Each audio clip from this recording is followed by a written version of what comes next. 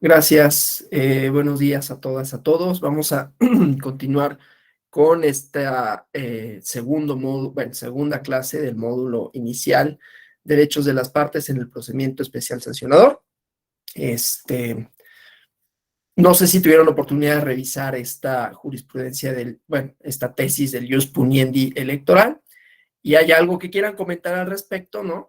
Esta, que habíamos dicho, es una especie no automática, desde luego, de traslado de instituciones, de dogmática del derecho penal a el derecho electoral, y propiamente vimos, ¿no?, cómo el derecho administrativo y el derecho penal tenían una relación, y que el derecho administrativo tiene una...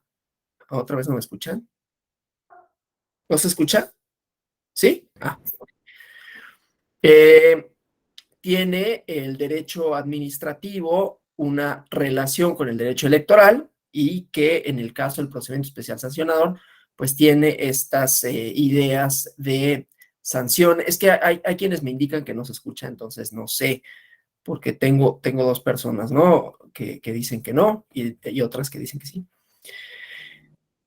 Bueno, gracias. Entonces decíamos, ¿no? Ahí está relación entre instituciones. Gracias por la indicación de que sí se escucha. La relación, decía, entre el derecho administrativo, el derecho penal, y en el derecho electoral lo que vemos es que, como se trata de una facultad sancionadora, que habíamos visto, ¿no? Entonces, en esta facultad sancionadora hay, y ya lo iremos viendo, hay tanto procedimientos en el sentido administrativo, que ayer les explicaba, ¿no?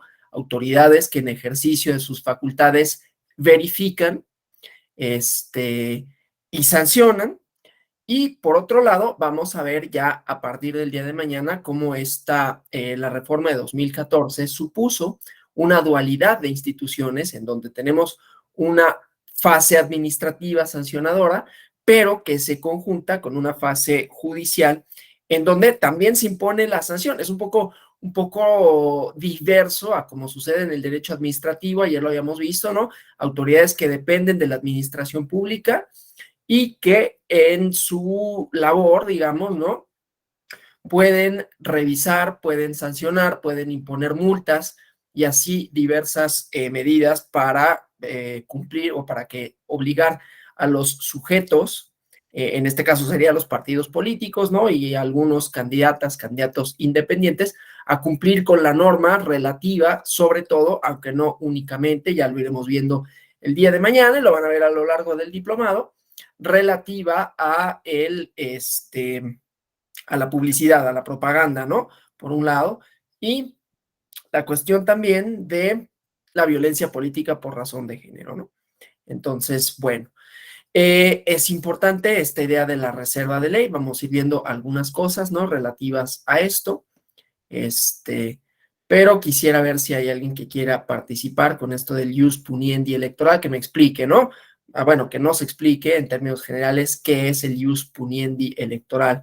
Así que primero voluntarios, si no, pues ya designamos a alguien antidemocráticamente que nos cuente un poquito qué es esto del ius puniendi electoral, que digo, la propia denominación, ya con lo que vimos ayer, nos da como una idea, pero cómo se traslada las instituciones dogmática penal administrativa a el derecho. Sí, Cintia González, por favor. Más que una explicación, quería yo participar con una duda, Sí, claro. porque efectivamente en el ámbito penal, sobre todo por cuanto hace a las sanciones, a los delitos, a la clasificación y por supuesto a la imposición de penas, pues efectivamente si no hay es una norma violada, específica, clara, pues no puede haber otra, en consecuencia, una sanción. Sin embargo, en el derecho electoral, no por cuanto hace los delitos, pero en muchas de las cuestiones que se dan, se ha ido construyendo a partir de, pues, de la interpretación de sentencias, del estudio que hace el propio tribunal.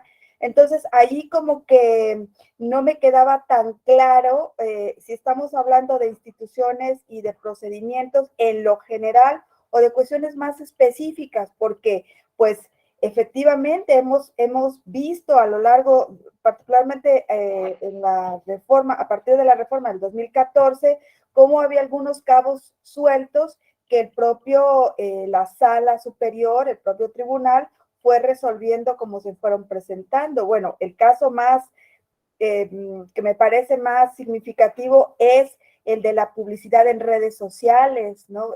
Todavía no hay una norma clara, puntual, que diga qué se considera, cómo se considera y si en algún momento se llega a dar pues una especie de delito. Entonces, más bien mi intervención iba en ese sentido, cuál era la opinión al respecto de estas pues consideraciones. Gracias. Bien. A ver, antes de darle la palabra a Diana Castro y Alfredo Israel, a ver si puedo contestar a esto. Hay dos cosas, ¿no? Hay un derecho penal electoral, efectivamente, o sea, hay delitos que se cometen, muchos de los cuales pueden tener una dimensión también administrativa, ¿no? Un ejemplo, un delito cometido por un servidor público puede, más allá del proceso penal que se siga, suponer que para este servidora pública, ¿no? Hay un procedimiento administrativo que derive en una sanción, una inhabilitación, por ejemplo, en el cargo, ¿no? Entonces, pueden ir por cuerdas separadas. Recordar que los ilícitos y los delitos tienen esferas y consecuencias distintas. Los ilícitos son el género y los delitos son la especie, ¿no? O sea, los delitos son un tipo de ilícitos, pero no todos los ilícitos son delitos, aunque todos los delitos son ilícitos porque van en contra de la ley. Y en el caso de las infracciones para efectos de los procedimientos especiales sancionadores, están ahí marcadas. Lo que pasa es que, y sucede en el derecho penal, ¿no? O sea, el derecho penal, así como en el derecho administrativo y así como en el derecho administrativo electoral o sancionador electoral, si se le quiere denominar así, lo que sucede es que no es automático. O sea, tenemos una definición, tenemos un tipo, o bueno, en este caso un ilícito, vamos a pensar actos anticipados de campaña. Y aunque se tiene que entender a partir de un criterio temporal de qué se considera actos anticipados de campaña, y estos pueden tener diversas modalidades en que se cometen, ¿no? O sea, es como un delito, ¿no? Un delito X, no quiero poner ejemplos porque siempre los ejemplos con los delitos son, uno, polémicos y dos, feos, ¿no? Pero un delito puede tener diversas modalidades de comisión. Puede ser cometido por una persona en particular o puede ser cometido por varias, y esa es una modalidad que se le denomina delincuencia organizada. No es un delito por sí mismo, sino es una de las posibles manifestaciones del delito. Y para ello se tiene que acreditar. Se tiene que acreditar, por ejemplo, en la delincuencia organizada, la participación de 3 o más personas para cometer el hecho ilícito.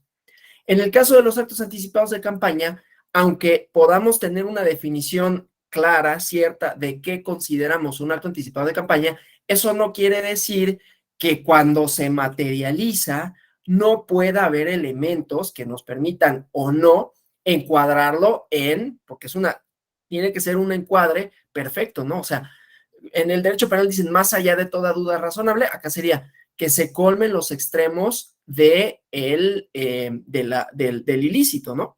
De manera tal que siempre nos movemos en terrenos de, esto se podrá considerar acto anticipado de campaña, sí, no, y por qué, ¿no?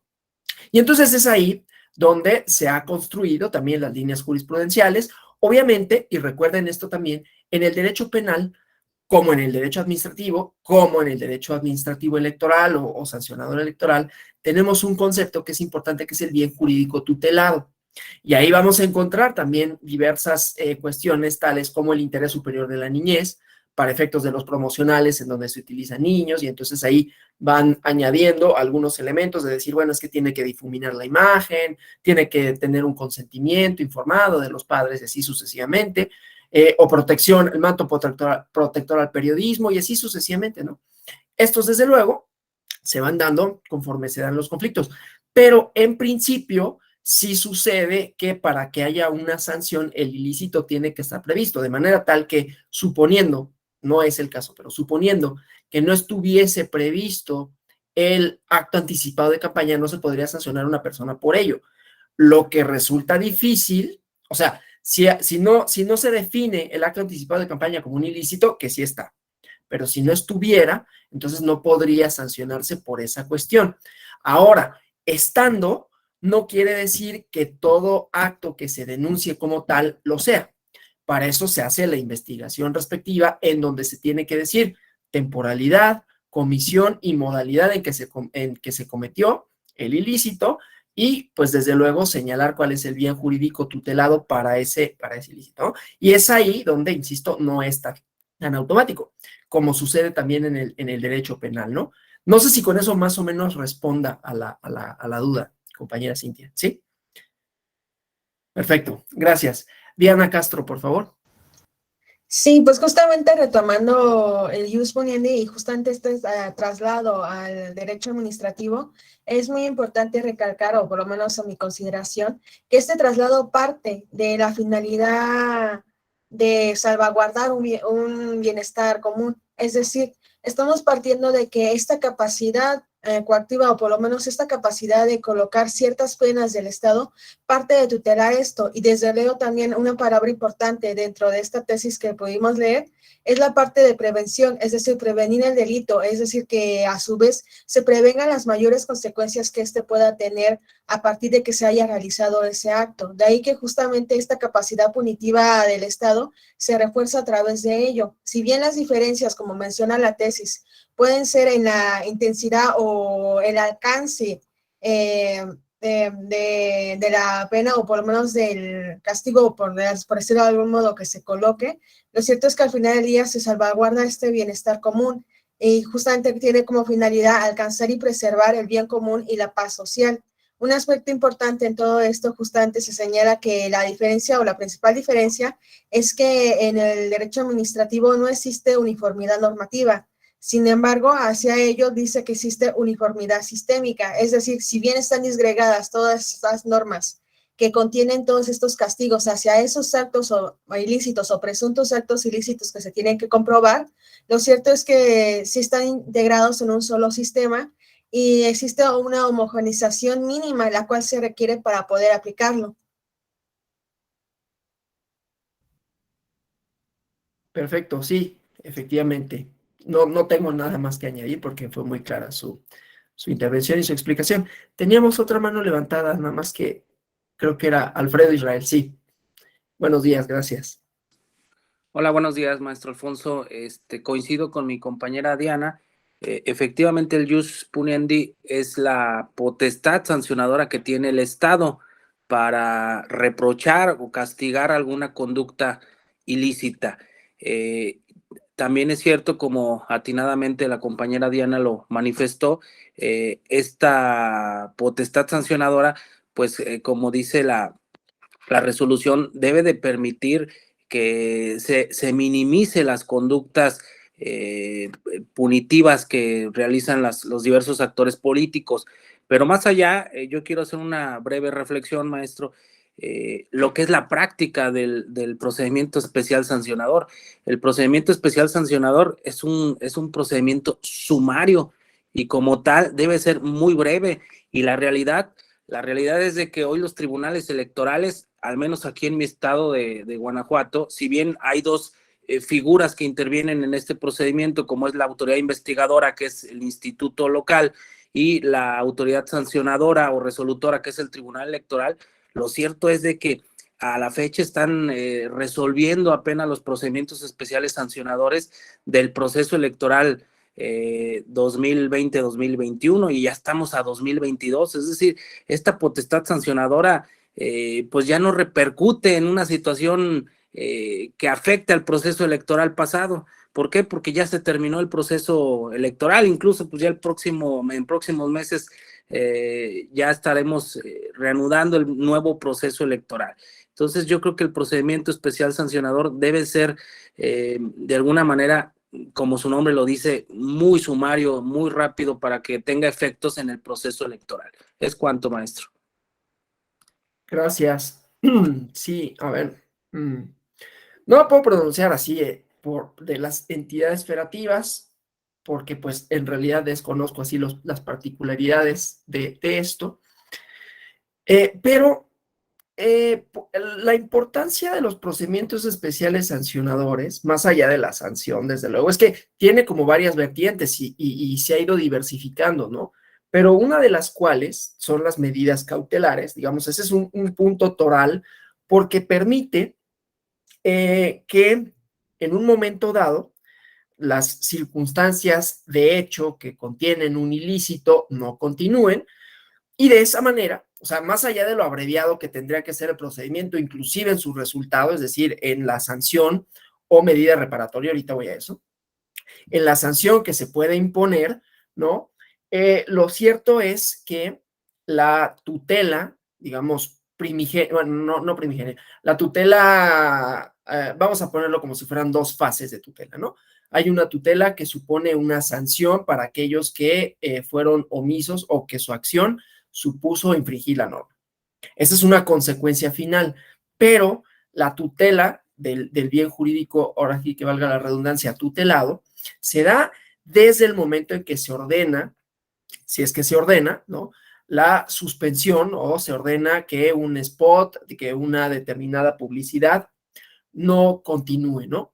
De manera tal que ahí tenemos un primer momento en donde se está cuidando el proceso electoral.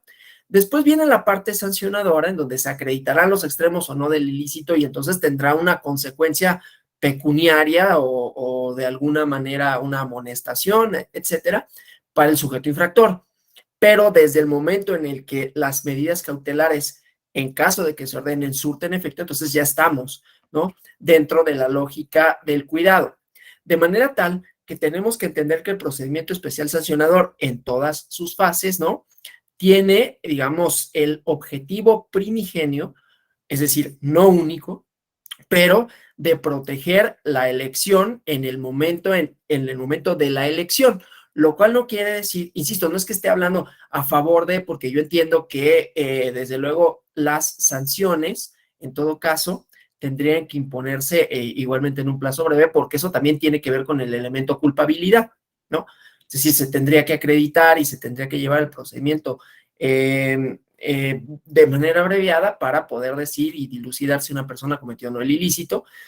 Pero, insisto, la figura de las medidas cautelares tiene la importancia de que a final de cuentas se protege con ellas la elección, cosa que si no existiera, por ejemplo, ¿no? Pues sí, se haría, como dicen los abogados, nugatorio la existencia misma del procedimiento, porque pues a final de cuentas, pues si me sancionan un año después, pues ya da lo mismo, ya acabó la elección, ¿no? Por eso cobra relevancia la parte de las medidas cautelares. Insisto, no con ello estoy defendiendo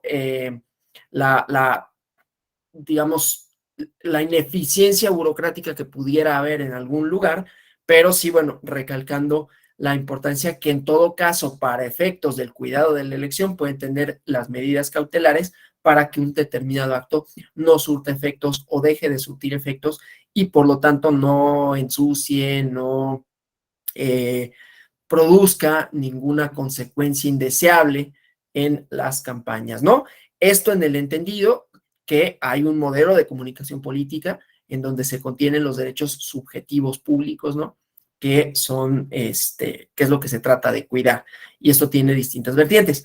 Algo que me interesa decir del procedimiento especial sancionador, hablando de sanciones justamente, es que a partir de, y esta es una sentencia de Tabasco, ahorita se me olvidó el número de expediente, pero afortunadamente mañana tenemos clase, afortunadamente en el sentido de que voy a complementar esta información, ¿no? No tan afortunadamente quizás para ustedes de otras 4 horas, ¿no? Con pero que tiene que ver con las medidas reparadoras, o sea, no únicamente, y esto lo van a ir ustedes ir entendiendo a lo largo de este diplomado, no son únicamente o no es únicamente un procedimiento que castigue conductas, sino que también se pueden tomar medidas para que, de ser posible, ¿no? Las cosas regresen al estado en que se encontraban antes de que se cometa la violación.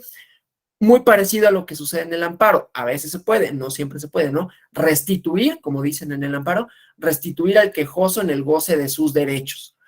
Aquí estamos hablando, desde luego, de publicidad, que puede ser, vamos a pensar, publicidad engañosa, porque así surgió esta medida reparatoria, ¿no? Entonces, con eso los alcances ya no son únicamente la sanción, sino medidas que pudieran paliar los efectos de ese acto ilícito. voy al ejemplo para que este laberinto de lenguaje técnico abogadil no los pierda.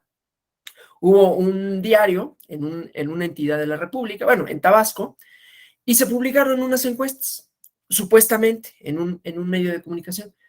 Ustedes sabrán que las encuestas, para poderse publicar como encuestas, tienen que estar registradas ante el INE o el Consejo Local, el OPLE local, pues, y el OPLE local, bueno, el OPLE correspondiente, y se tiene dentro de los requisitos que solicita el OPLE o el Instituto Nacional Electoral, es la metodología, ¿no? La metodología de las encuestas para que se sepa si son fidedignas o no. Y entonces en un acuerdo también se dice, bueno, estas son las encuestas que están registradas y por lo tanto son las que se pueden presentar como esto. ¿Qué pasa? Que las encuestas, como ustedes sabrán, han tenido un uso, digamos, propagandístico importante, ¿no? Recordemos, por ejemplo, la polémica en torno, no estoy diciendo que no hubieran sido veraces, porque tienen una metodología rigurosa. Yo estudié ciencias sociales y, bueno, no hice la parte cuantitativa así fuerte, pero sé cuál es el rigor de una encuesta. No estoy hablando en contra de las encuestas, simplemente estoy diciendo que han tenido un uso propagandístico, ¿no? Y está en todos los medios. Entonces, cuando vemos una encuesta, pareciera que esto es lo que va a suceder. Entonces, un medio publicó una encuesta, un medio local en Tabasco publicó una encuesta que no lo era, ¿no? Y entonces, bueno, eso dio origen a un procedimiento sancionador, pero lo que resolvió el tribunal local, y esto es para recalcar también un poquito, bastante, la importancia de los tribunales locales, que resuelven la mayoría de los asuntos en realidad, que ellos, después esto lo confirmó la sala superior, pero en un principio el tribunal local dijo, bueno, no basta con que se sancione a quienes difundieron esta información que era falsa. ¿Por qué era falsa? Porque no era una encuesta y se presentó como tal, sino que para que el público sepa que eso que leyó no era una encuesta, tendría que haber una medida adicional. No solo es la sanción que se le puede imponer, sino cómo le hacemos para reparar el daño. Y entonces se obligó al periódico en cuestión para que publicara en el mismo espacio, digamos, de las dimensiones, pues un adendum, ¿no? En donde dijera, bueno, lo que presentamos no era una encuesta, era esto, ¿no? Y por lo tanto ofrecemos la disculpa correspondiente. Desde luego esto lo impugnaron a sala superior, en sala superior se resolvió que efectivamente podía haber este tipo de medidas reparatorias, ¿no? Entonces, los efectos también se han ampliado no únicamente a la sanción, sino en la medida de lo posible, y con los asteriscos que uno pueda ponerle, pues volver la situación a una especie de normalidad, como si no se hubiese cometido la infracción correspondiente, digamos, ¿no? Bueno, muchas gracias por las participaciones. Ya saben, están abiertas, ¿no? Están abiertos los micrófonos. Vamos a continuar con la presentación y voy a ir dando algunas pormenores, ¿no? Aquí vamos nada más a hablar de la parte de los tiempos, ¿no? Las diferencias entre los procedimientos sancionadores ordinarios y el especial. Esto me interesa en específico por una cuestión que ahorita comento, ¿no? Entonces, tenemos dentro de la ley los procedimientos ordinarios sancionadores. La diferencia, como lo había comentado el compañero, es los tiempos, lo expedito, ¿no? Entonces, los procedimientos ordinarios son violaciones en cualquier tiempo que no esté reservada al procedimiento especial sancionador. Resuelve el Consejo General del INE, eso es importante. A partir de mañana veremos, ¿no?, qué hace el INE, qué hace la sala superior, pero los procedimientos ordinarios, la sala regional especializada y los procedimientos ordinarios son competencia del INE, ¿no? Y también en sus plazos. Y en el caso de los especiales sancionadores, igualmente, en cualquier tiempo que afecten a los procesos ordinarios, los procesos electorales ordinarios, resuelve la sala regional especializada y es expedito, ¿no? Entonces, bueno, primero, ayer habíamos dicho, ¿no?, el procedimiento genérico, que es en donde cuando hay la impugnación por parte de la coalición por el bien de todos en 2006, decía el Consejo General del INE, es que el procedimiento sancionador ordinario no es la vía idónea y no hay vía idónea, ¿no? Y ante la ausencia de lo que vimos ayer, ¿no? La controversia. Entonces, investigación de las actividades de los partidos políticos por obligación, por incumplimiento de obligaciones de manera grave o sistémica, una de las cuales puede ser el registro de, la pérdida de registro, perdón, del partido político nacional, ¿no? Hay algunas otras cuestiones. Me interesa, voy a hacer aquí un poquito pequeña la pantalla porque voy a hablar de una cuestión relativa a esto, ¿no? Relativa al debido proceso, relativa a las garantías y todavía un poquito haciendo extensiva, ¿no? Dentro de la cuestión procesal, las garantías o las instituciones del derecho penal en el derecho administrativo sancionador, pero sí quería nada más señalar a partir del comentario que nos hicieron estas diferencias en el procedimiento ordinario y el procedimiento especial sancionador. Los dos tienen, digamos, esta facultad de investigación que hace la autoridad, nada más que en el especial sancionador resuelve, ya lo veremos mañana, ¿no? La sala regional especializada, los plazos son breves, ya ayer había señalado un poquito esa parte de los plazos, pero ya mañana los veremos a mayor amplitud. Y bueno, como derechos de las partes, ¿quiénes son partes en los procesos especiales sancionadores, no? Está una parte que es, los procedimientos especiales sancionadores pueden comenzar como pasa con los delitos, ¿no? O con los ilícitos administrativos, a oficio o a petición de parte, ¿no? ¿Qué es esto? Quiere decir que la autoridad, sin que haya una denuncia de por medio, puede investigar cuando así lo considere pertinente, ¿no? Sucede en el derecho administrativo, no me necesitan acusar ante el SAT, no necesitan alguien, oye, es que Alonso no tiene al día su contabilidad, la autoridad tiene facultades para investigar, ¿no? Y entonces decir, bueno, ¿sabes qué? Voy a revisar tu contabilidad, ¿no? Tocan a tu puerta y se ordena una visita domiciliaria, otra vez respetando 14 y 16 constitucionales, acto de molestia, me dicen, voy a revisar tu contabilidad, ¿no? Claro, depende de mi régimen fiscal y así, lo estoy poniendo así en un ejemplo un poquito burdo, ¿no? Pero no importa para efectos de esto, porque yo no tendría en realidad contabilidad en esos términos, aunque sí tengo obligaciones fiscales. Pero bueno, vamos a suponer que así fuera, ¿no?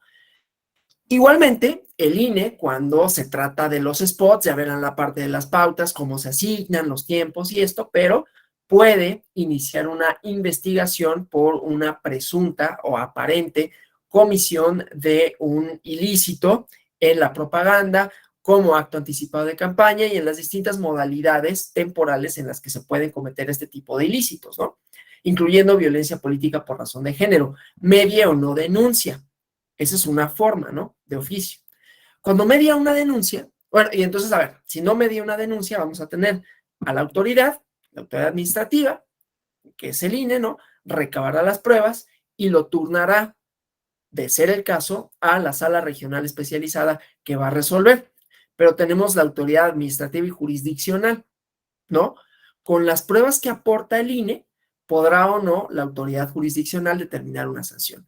Y la sanción se determina a una persona, bueno, a un partido político o a una persona, ya verán esta cuestión, ¿no? Pero puede ser a una candidata, candidato, y hay otras figuras como culpen vigilando, ¿no? Si el partido político se hace extensivo, ¿no? Si una candidata, candidato incumple con la norma, pero el partido pues tenía que estar ahí al pendiente también de la conducta de su candidata o candidato, pues esto se puede hacer extensivo. Pero bueno, entonces podemos tener a la parte sancionada y la parte sancionadora, pero también podemos tener la parte denunciante, ¿no? Es decir, la parte denunciante será si no hay un procedimiento oficioso en donde la autoridad en ejercicio de sus facultades verifique si se cometió o no el ilícito, entonces habrá una denuncia por parte de alguno de los partidos políticos o de una persona, ¿no? Interesada y así sucesivamente. Entonces tendremos una parte denunciante, ¿sí?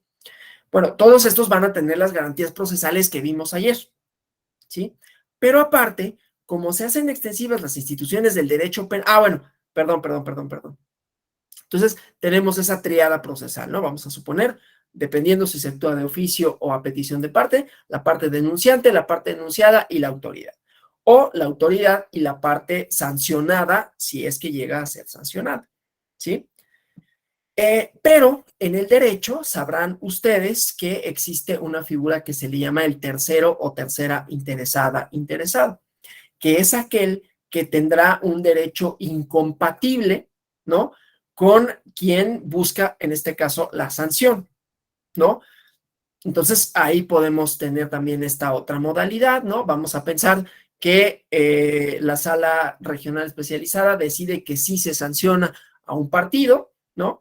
Y entonces ese partido al que se sanciona interpone un recurso de revisión dentro del procedimiento especial sancionador.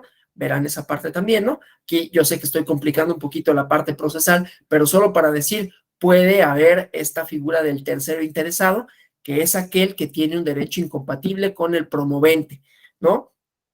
En el caso de la denuncia, por ejemplo, en el caso de que yo diga, es que, ¿sabes qué?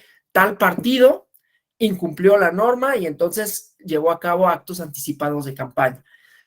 Entonces se inicia una denuncia. ¿Y qué pasa con el partido denunciado? ¿Qué carácter tiene en este proceso?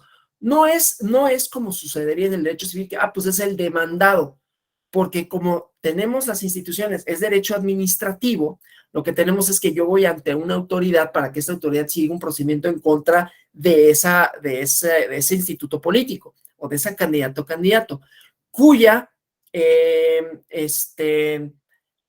cuya actuación dentro del proceso tendrá el carácter de tercero interesado. Es tercero interesado porque a mí me están, bueno, si yo fuera el partido acusa, pues a mí me están acusando. No es que me estén demandando, me están denunciando para que se siga un procedimiento en el cual puedo resultar sancionado y entonces tengo derechos procesales, ¿sí?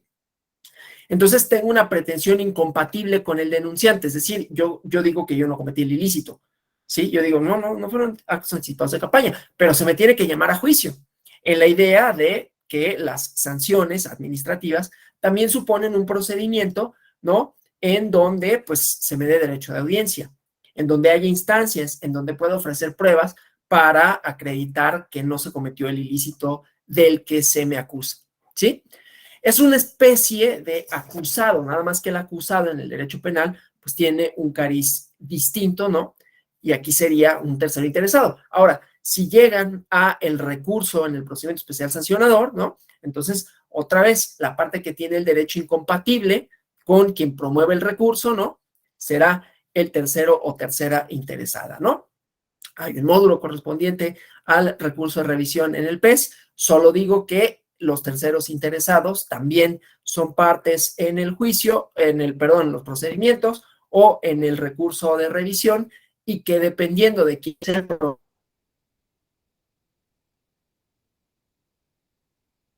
promovente,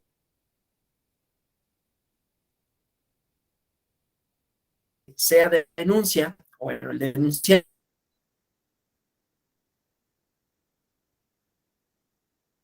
o el promovente del recurso, va el tercero interesado a aquel que está o no la resolución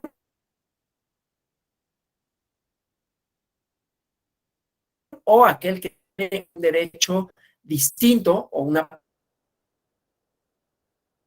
Eso quedó más o menos, pero hay algunos otros, ¿no? No se escucha bien. La injerencia del procedimiento, sean comunicación, información, puede resultar bien sancionado, ya verán una especie otra vez Sí, los problemas doctor, no se le escucha. Sí, no se le escucha, doctor. Se traba muchísimo. A ver, voy a hacer lo mismo, voy a cambiar de lugar. El edificio tiene los muros un poquito gruesos, y eso luego hace que el cuarto en donde yo trabajo tenga de repente como intermitencias en la conexión. Yo espero que nada más cambiándome de lugar mejore. Creo que sí, ¿no? Porque es que el módem lo tengo aquí. Entonces ya con esto tiene que mejorar.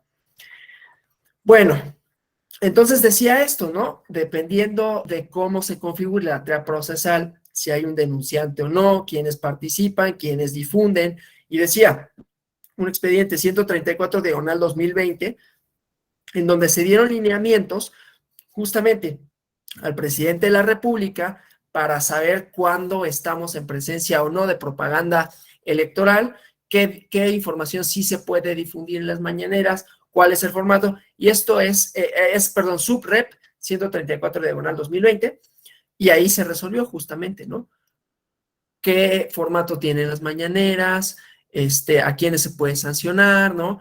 Y qué se considera para efectos de la ley propaganda y qué se considera información gubernamental, en el entendido que la información no está prohibida y la propaganda sí, cuando se trata de periodos electorales, pero bueno, las conferencias mañaneras tienen un formato, digamos, sui generis, ¿no? Que hacen que sea poco identificable por sí misma la cuestión de la infracción, pero ahí se dieron lineamientos en ese respecto, ¿no? Pero bueno, es SUBREP, lo voy a escribir acá.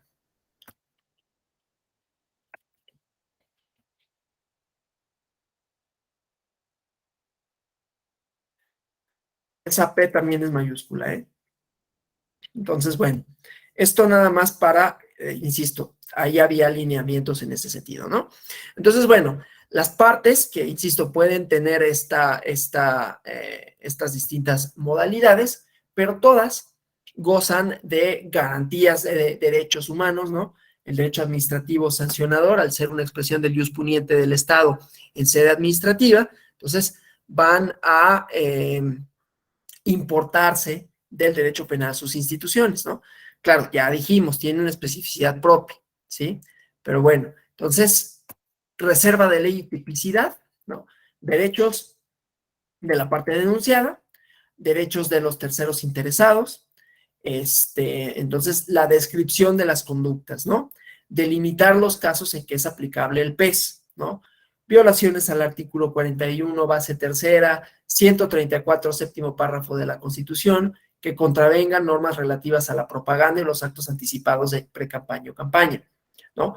Estos son los actos, digamos, que son sancionables, ¿no? Las conductas que están directamente descritas en la Constitución, reiteradas en su mayor parte en la ley, ¿no? Entonces, bueno, la difusión, por ejemplo, de propaganda política que contenga expresiones que denigren las instituciones, a los partidos, que calumnien a las personas, ¿no? Luego, igualmente, otras conductas que remiten a distintas leyes, ¿no? Pero aquí lo que me interesa, más allá de las conductas específicas que irán viendo a lo largo del diplomado, es esta cuestión de reserva de ley, ¿sí? Ahora, en el caso, y me interesa, hablando del SUBREP 134, tratándose del artículo 134 constitucional, el inicio de un procedimiento sancionador tiene que reunir una serie de requisitos, ¿no? El 134 constitucional, que se refiere al uso de recursos públicos, ¿no? Esto hablando a través de los principios rectores de la materia electoral y que también suponen garantías para las partes y garantías para el electorado, que finalmente, o sea, el fin último de la normatividad electoral, de los procedimientos sancionadores, es tutelar, o sea, los bienes jurídicos tutelados, pues es la equidad en la contienda, ¿no? Para las y los candidatas, candidatos, partidos que estén en igualdad de condiciones, pero también, pues es al electorado, ¿no? O sea, a las personas, para que voten de manera libre, ¿no? De manera tal que no se les constriña, que no se les condicione, y esto se hace extensivo al 134 constitucional. Entonces, para que inicie un procedimiento sancionador de conformidad con el 134, hay que cumplir con ciertos requisitos. Primero, que haya una no imparcialidad en el uso de recursos públicos que están bajo la responsabilidad del servidor público de que se trate, ¿no? De manera tal que en los procedimientos administrativos sancionadores también puede ser denunciado o denunciada una servidora o servidor público, ¿no? Que vamos haciendo extensivo de quiénes son sujetos de responsabilidad. Y que esto, desde luego, haya influido en la equidad de la competencia entre los partidos políticos. Que la propaganda, bajo cualquier modalidad de comunicación social que hubiese sido difundida por la o el servidor público, implicó su promoción personal.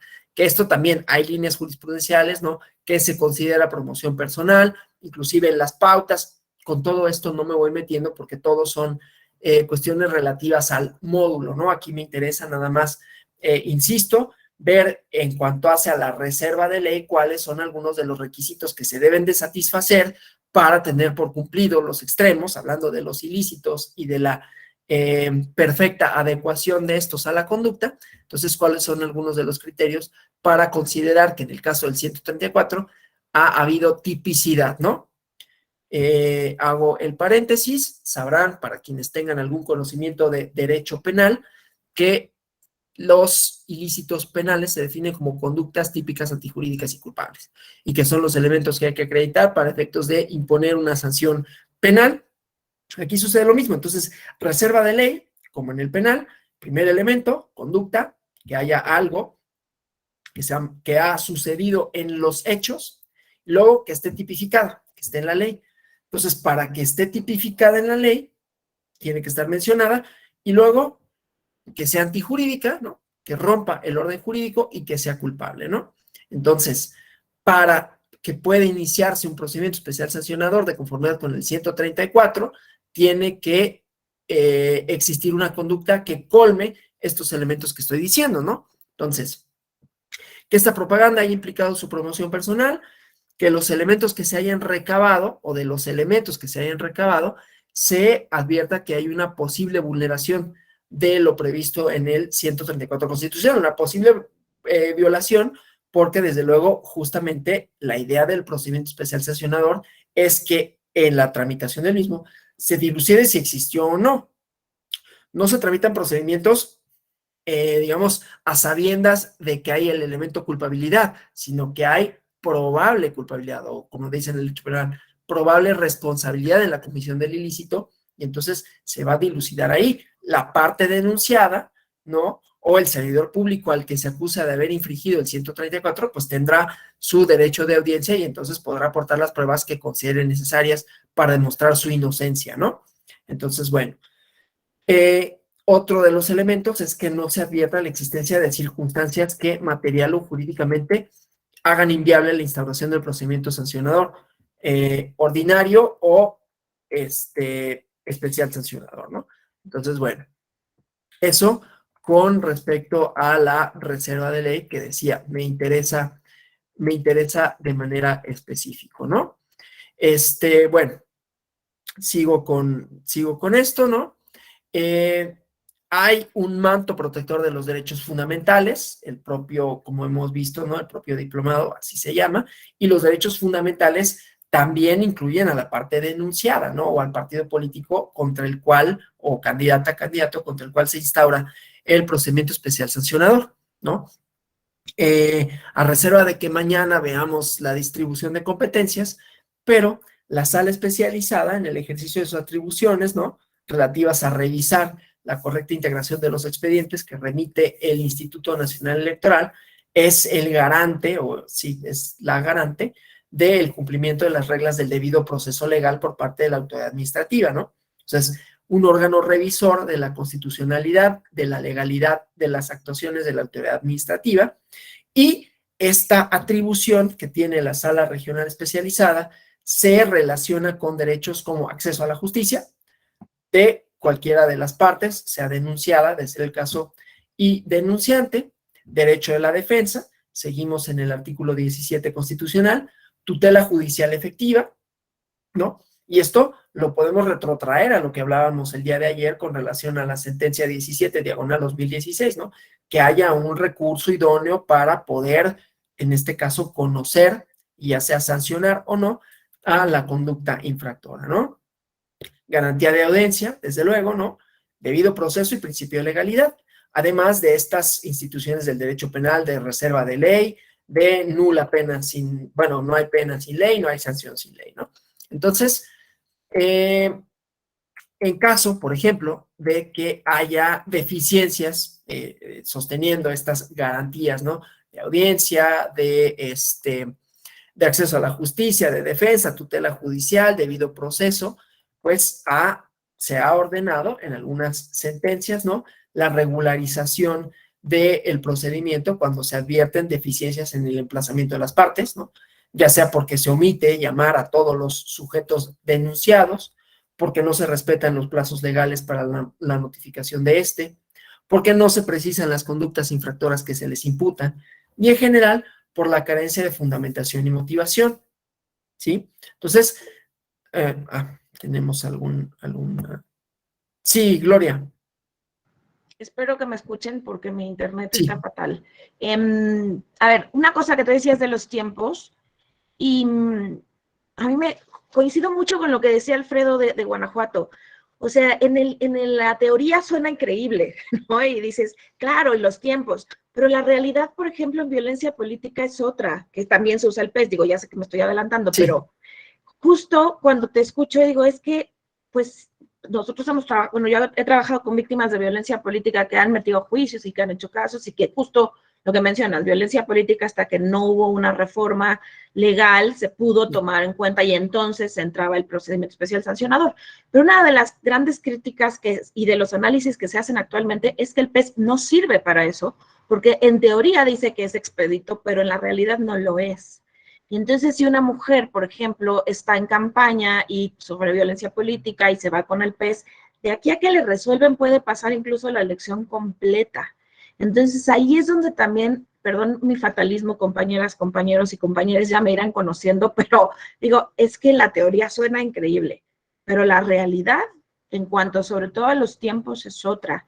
E incluso leía esta lectura que nos diste de sugerencia el día de ayer, no esta de hoy, sino la que estaba en el Word, justo mucho, o sea, toda la parte bueno, este procedimiento especial sancionador no es violatorio de derechos, está, digamos, acorde con el debido proceso, los tiempos, pero aún así, yo lo que creo que también tendríamos que reflexionar en este espacio es la realidad de su aplicación. Esa sería un poco mi aportación. Gracias. Voy a apagar mi cámara porque si no mi internet colapsa.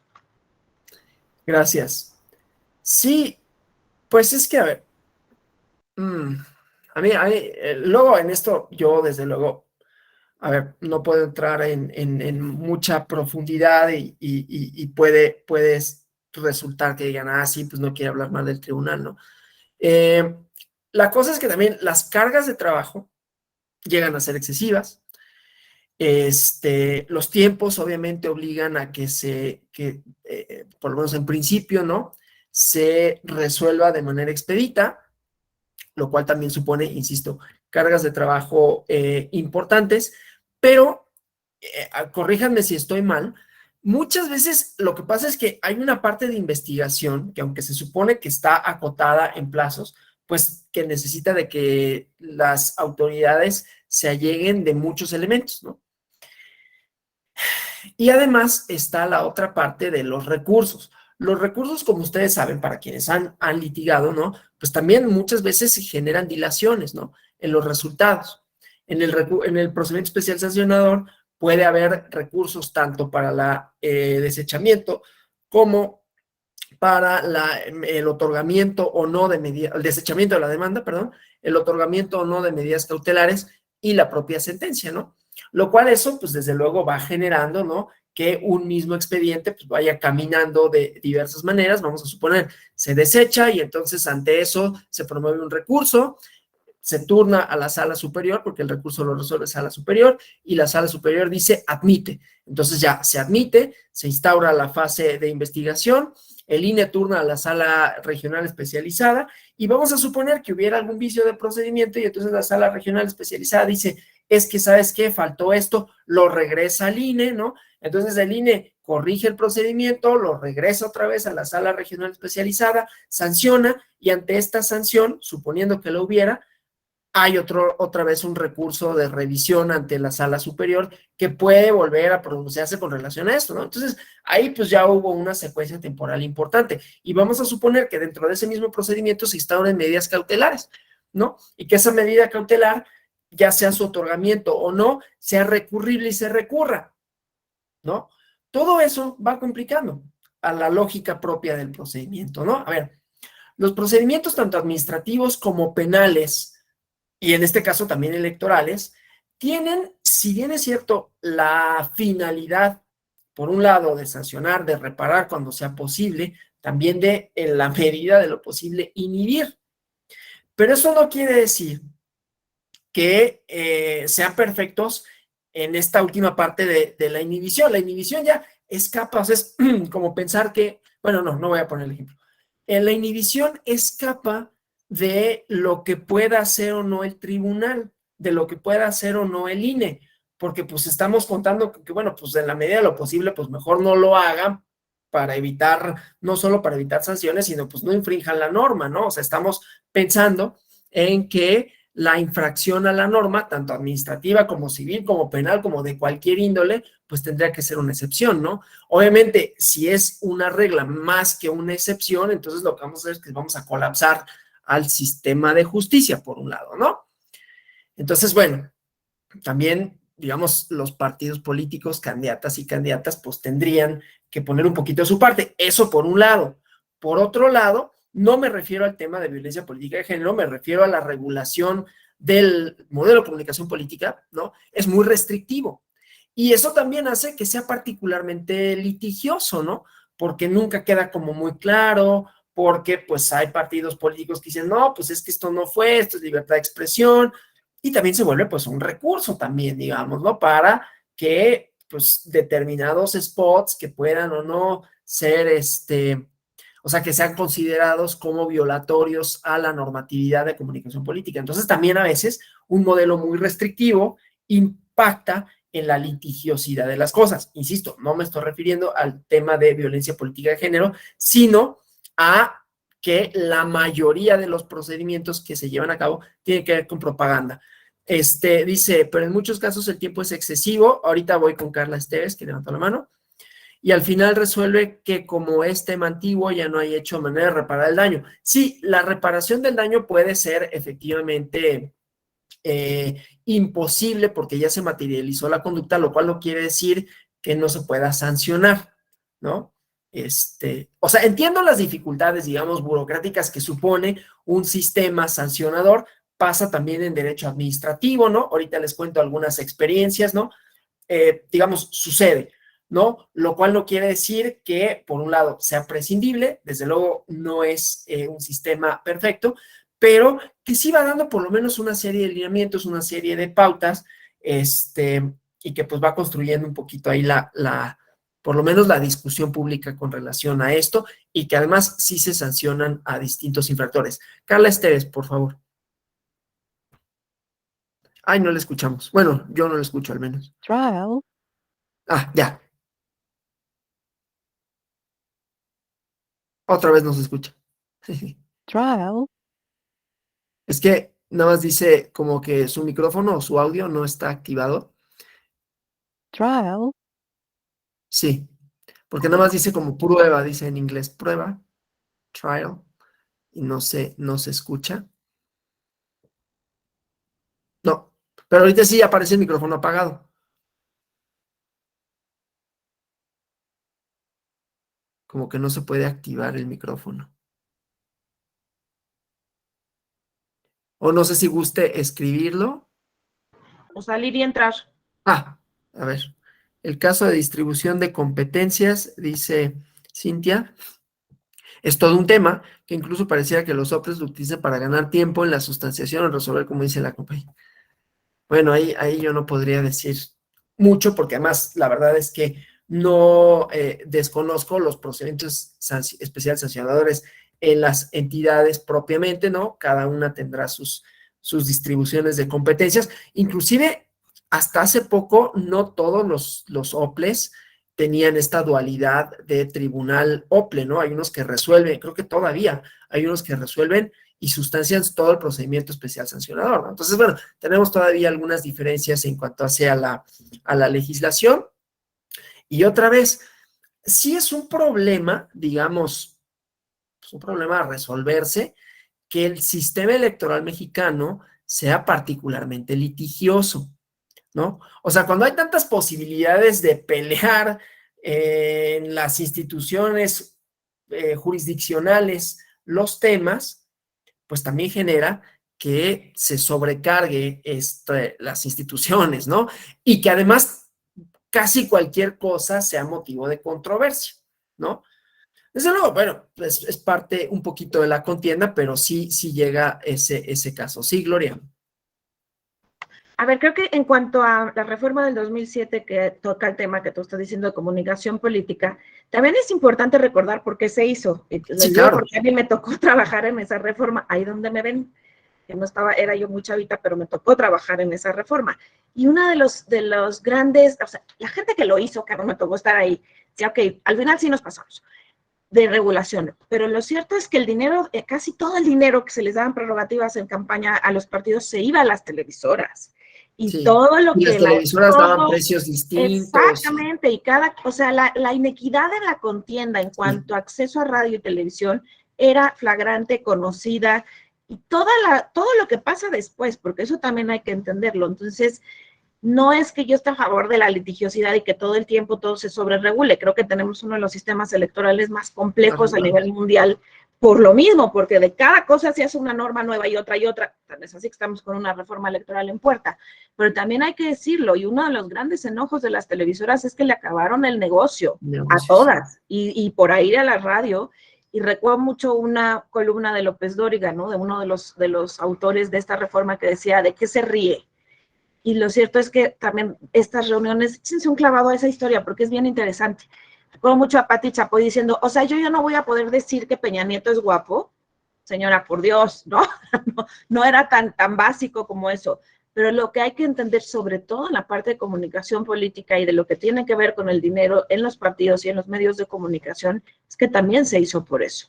Y que por eso tenía que ser, y ahorita estamos hablando de radio y televisión, si nos metemos a redes, entonces ya es otro universo que ni siquiera está regulado. Valdrá la pena analizar si es importante o no regularlo, pero creo que también es importante mencionar el por qué se inició esa regulación. Sí, no, sin duda, inclusive también la intervención ilegal de ciertos organismos empresariales en detrimento de un candidato y en favor de otro, que también fue muy evidente, ¿no? No, desde luego, a ver, el modelo de comunicación política tiene su importancia, estableció una serie de derechos subjetivos, ¿no? Para los partidos justamente para tratar de igualar condiciones que fueron indudablemente inequitativas para un candidato y otro, ¿no? Aquí a lo que voy es que cuando ya entramos en puntos finos, tales como calumnia, tales como, ¿no? Todas estas cosas, no es que esté mal regularlo, lo que pasa es que, pues, de repente también se vuelve una especie de recurso para los partidos políticos, pues, impugnar casi cualquier cosa, ¿no? Casi todo. Y entonces ahí, pues sí, vamos a atorar siempre, vamos a colapsar al sistema jurisdiccional, ¿no? Que pues también tiene sus limitantes tanto de recursos humanos, ¿no? De tiempos y de todo, ¿no? Eso nada más, por eso lo señalo, ¿no? Claro, lo que pasa es que no puedo negarle a una de las partes, a ningún partido, a ningún candidato que impugne, porque es un derecho, ¿no? Y entonces ahí en ese terreno nos movemos, ¿no? Decía Carla Esteves que se llevan investigaciones sobre quejas que se presentan, en ello se retarda el procedimiento en los casos de violencia política contra las mujeres por razón de género, ¿no? Sí, no, y a ver, la verdad es que pues todavía falta muchísimo, ¿no? La reforma es de abril de 2020 en la ley para el acceso a las mujeres a una vida libre de violencia, que se modificó también la ley general de delitos en materia electoral, se modificó la cuestión relativa a los procedimientos especiales sancionadores, ¿no? Y pues desgraciadamente, pues esa es una consecuencia normativa de una serie de prácticas, así como el modelo de comunicación política, ¿no? O sea, es una consecuencia normativa de una serie de prácticas que son muy comunes, desgraciadamente, que son reiteradas y que, pues bueno, el procedimiento administrativo, el procedimiento especial sancionador es una de las formas de paliarla. Desde luego no es la más efectiva. ¿Cuál es la más efectiva? Pues cambiar un poquito como la cultura, las conductas, la forma de ver, la forma de hacer, de los partidos, de las candidatas, de los candidatos, ¿no? Y bueno, eso, ¿no? Desde luego, esto no es como la forma que va a convertir a México en un país libre de violencia de manera contra las mujeres por razón de género, pero pues sí es una manera de atacar el problema. Sonia Angélica, por favor. Buenos días. Complementando el comentario de mi compañera Carla y lo que dicen mis demás compañeros respecto a que no es efectivo el procedimiento especial sancionador en casos de violencia política, ciertamente a pesar de que sigue las mismas reglas, sí tiene sus especificaciones este procedimiento. ¿Por qué? En violencia política contra las mujeres se necesita, en primera instancia, el consentimiento de la víctima, porque si bien hay algunas, o sea, sí se puede iniciar de oficio o a petición de parte, en violencia política se requiere forzosamente el consentimiento de las víctimas. Entonces, a veces, y aparte de eso, cuando piden medidas de protección, tiene que haber una entrevista con el grupo multidisciplinario de la Dirección de Violencia Política. ¿Por qué? Porque ellas son las que se encargan de dar esta contención y de hacer el plan de seguridad para las víctimas. Entonces, ahí ya nos llevamos un poco más de tiempo y además muchas veces, por ejemplo, cuando se presenta una queja, una denuncia por esta materia de violencia política, en su mayoría nos encontramos que son publicaciones en redes sociales, Twitter, Facebook y todas estas, y por ejemplo, no proporcionan las URLs, por así decirlo, ¿no? Entonces, tú como autoridad investigadora, como sustanciadora, no puedes investigar algo que no te están dando los elementos para hacerlo. Entonces, entre este tipo de cuestiones, digamos que se alarga el procedimiento. ¿Por qué? Porque tienes que requerir a la víctima para que te dé los elementos necesarios para que tú puedas hacer la investigación. Pero también, como comentaba usted, doctor, por eso también cuando piden medidas cautelares, bueno, las medidas cautelares se otorgan en caso de que haya los elementos, y de esta manera se evita que se siga provocando el daño o la afectación al derecho político electoral de la mujer, hasta en tanto se resuelva el procedimiento. Entonces, hay muchas cuestiones de estos procedimientos que se tendrían que ver, que obviamente la gente como tal no lo conoce si no ha estado en el desarrollo, o bueno, si no ha tenido la oportunidad de participar en este tipo de procedimientos, pero ciertamente es un trabajo que sí se hace, que además se busca que sea de manera eficaz, rápida, y al final del día, pues como también dicen, creo que desde que se hizo la reforma, que se creó la unidad que en 2020, si no me equivoco, ha habido muchos avances en esta materia, porque ciertamente si vemos las publicaciones o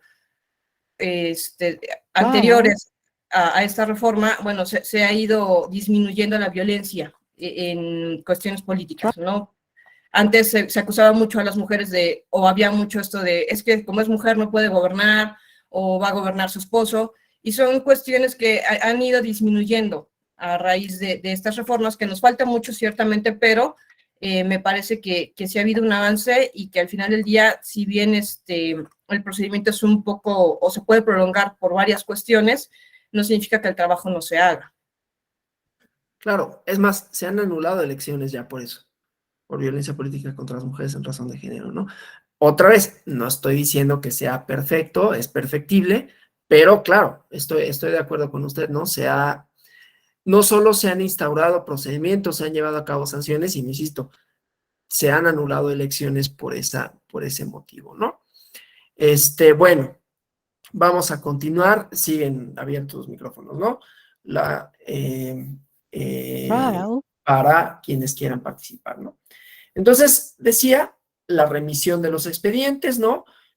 Por parte de la Sala Regional Especializada, para garantizar los derechos de las partes, ¿no? Sea para su emplazamiento, sea porque no se llamó a los sujetos denunciados, porque no se respetaron los plazos legales, o porque se niega la admisión de pruebas, ¿no? Relacionadas con hechos controvertidos en la audiencia, pruebas y alegatos, ¿no? Entonces, tiene que existir una ponderación entre los principios, o el principio dispositivo y de inmediatez que rigen el procedimiento especial sancionador, frente a los diversos de garantía de audiencia, defensa, exhaustividad, que no son menos importantes, ¿no? Entonces, la sala especializada puede ordenar a la autoridad electoral administrativa que lleve a cabo diligencias para integrar debidamente el expediente, ¿no? Y con ello salvaguardar, los principios mencionados, ¿no? Es decir, los de acceso a la justicia, derecho a la defensa, la tutela judicial, la garantía de audiencia, ¿no? Bueno, después hay otro derecho, y estas cuestiones siempre se relacionan con algunas otras instituciones de derecho procesal, que es la inviolabilidad de las comunicaciones privadas, ¿no? Una sentencia en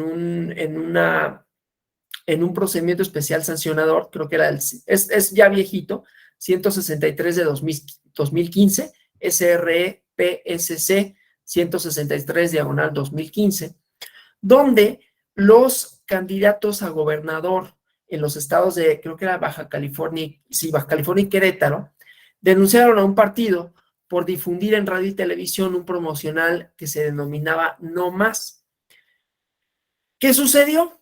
Que pues utilizaron grabaciones, conversaciones telefónicas en propaganda electoral, pero esto, de acuerdo con la sala, ¿no?, infringía la normativa electoral, ¿no?, porque derivaba de un acto contrario a la ley. Habrán ustedes escuchado, y aquí decía, se vincula con algunas instituciones del derecho procesal de la prueba ilícita, ¿no? Realizaron sin autorización de los sujetos que llevaron a cabo la conversación telefónica, y esto pues generó una afectación, al derecho constitucional y convencional, hablando de derechos humanos, a la inviolabilidad de las comunicaciones privadas.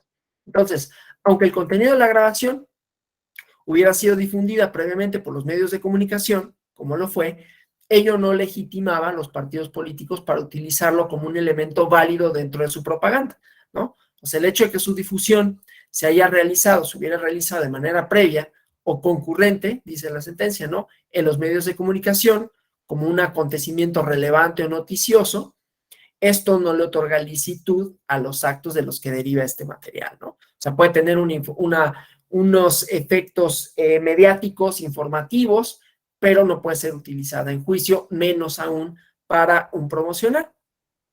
Y en este sentido también, ¿no?, decían, se tiene que tener en cuenta que hay una imposibilidad de otorgar autorización judicial para intervenir comunicaciones privadas.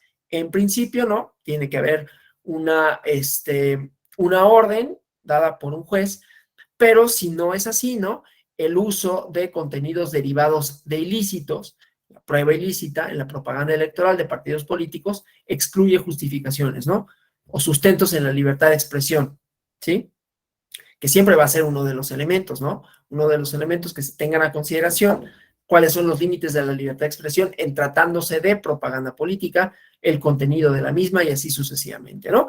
Que de hecho era un poquito de lo que ayer platicábamos con relación a la posibilidad de que el presidente dijera una serie de cosas, ¿no? Y si esto era un ilícito o no, y por qué era un ilícito, y si se le podía dar la retroactividad.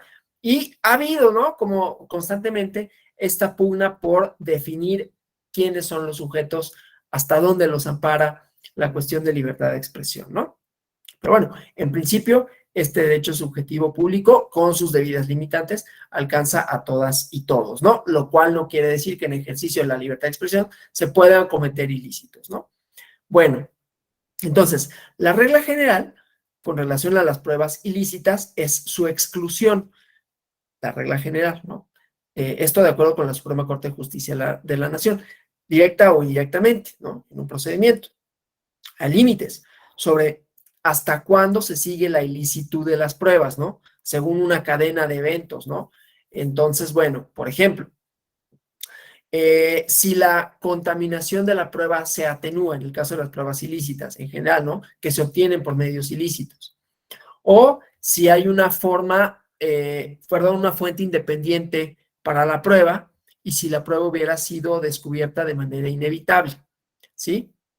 Entonces, bueno, cuanto más deliberada y flagrante sea la violación constitucional, hay mayor razones para que las y los juzgadores supriman toda evidencia que pueda ser vinculada con la ilegalidad. Aquí digo, esto es en términos técnicos de la prueba ilícita, pero solo para decir las pruebas ilícitas, ¿no?, aunque hayan sido difundidas, porque es muy común, ¿no?, que se difundan, y por ahí hay ahorita casos, ¿no?, de difusión de audios que pueden ser escandalosos mediáticamente, pero que jurisdiccionalmente, pueden estar viciadas para efectos de lo que pretenden probar, y otra, para la propaganda política, hay lineamientos, es decir, esto no lo puedes utilizar porque reviste este carácter de prueba ilícita y por lo tanto su difusión también lo es, ¿no? Bueno, entonces esa parte, ¿no? O sea, estos parámetros deben de estimarse, pues, que la utilización de comunicaciones privadas en los spots políticos, en principio, son infracciones a la ley, porque tienen un origen ilícito de grabaciones, ¿no? En todo caso, se tienen que ponderar los posibles elementos, los factores que atenúen su posible ilicitud, ¿no? Y entre ellas, decía, está la idea de cuántos vínculos, más vínculos que existan entre la cadena de la ilegalidad inicial y la prueba secundaria, la distancia temporal entre la ilegalidad inicial y la adquisición de pruebas secundarias, ¿no? O sea, ya no nada más el audio como tal, ¿no? Sino otra serie de medios probatorios que puedan atenar su ilicitud y decir, bueno, independientemente de que esta prueba por sí misma es ilícita, hay otros elementos para considerar que los hechos que ahí se contienen, sucedieron, ¿no? Pero bueno, entonces, eso con relación a la difusión. Hay otra cosa que me interesa de manera especial, que es la protección del interés superior del menor en la propaganda electoral, también como derecho, ¿no? O sea, derecho, estamos hablando de derechos de las partes, pero aquí tenemos partes denunciadas, partes denunciantes, tenemos electorado y tenemos propaganda electoral que tiene alcances más allá de solo quienes intervienen de manera estricta, ¿no? En el procedimiento especial sancionador. A mí me sancionan, o a un partido político lo sancionan por una difusión de una propaganda en donde se violenta el interés superior de la niñez y hablamos de bienes jurídicos tutelados. Aquí es uno de estos, ¿no?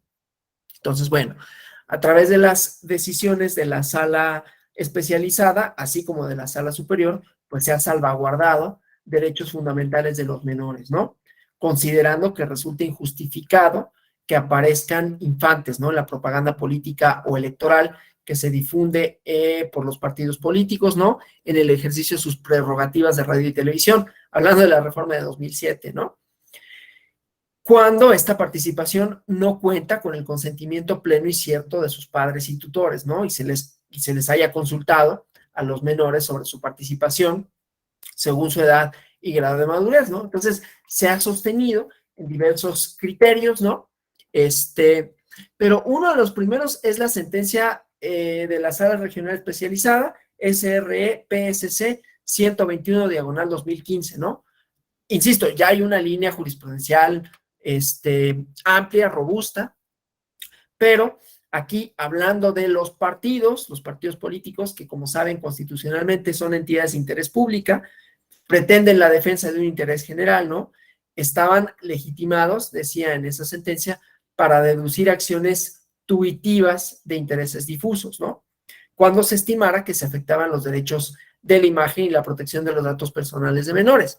Entonces, a través de utilizar, o a través de la interpretación de las convenciones internacionales, de los protocolos de actuación especiales para los casos en donde se afecten niñas, niños y adolescentes, se estimó que se había vulnerado el interés superior de la niñez cuando se afectara el derecho a su propia imagen, ¿no? Porque desde una temprana edad se les vincula con una ideología política, sin que estén en condiciones de discernir, ¿no? Sobre la trascendencia de su aparición, además de que tiene que haber autorización por parte de los padres o tutores. Esto sin necesidad de que estuviera plenamente acreditado el perjuicio que se ocasionara, ¿no? Porque se considera suficiente que se ubiquen en una situación de riesgo potencial para que opere la salvaguarda judicial de sus derechos, ¿no? O sea, es la ampliación de los alcances de los derechos, no únicamente son las partes, insisto, contendientes, sino todos aquellos que pueden ser afectados dentro de el uso de la propaganda política, ¿no? Y entonces tenemos pues, que las partes pueden ser, insisto, no solo como en la tríada procesal, ¿no? Sino otras personas que puedan resultar afectadas en la difusión de la propaganda y que entonces en los procedimientos especiales sancionadores se ha garantizado derechos de distintas personas, ¿no? Igualmente, derechos de las personas con alguna discapacidad, lo mismo, ¿no? Uso indebido de pautas por parte de partidos cuando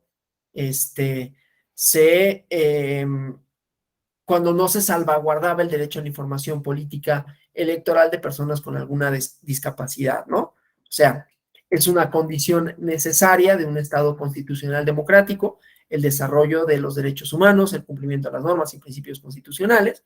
Entonces, los partidos tienen que reconocer, respetar, proteger, promocionar los derechos humanos, así como las libertades fundamentales de personas con discapacidades, Y entonces, el modelo de comunicación política previsto en el artículo 41 dice, cuando se trata de información dirigida a la ciudadanía, se tiene que privilegiar un diseño universal pensado para todas, todos, en donde el tipo de información que se dirija sea confeccionado desde una perspectiva integral e incluyente a personas con discapacidad, ¿no?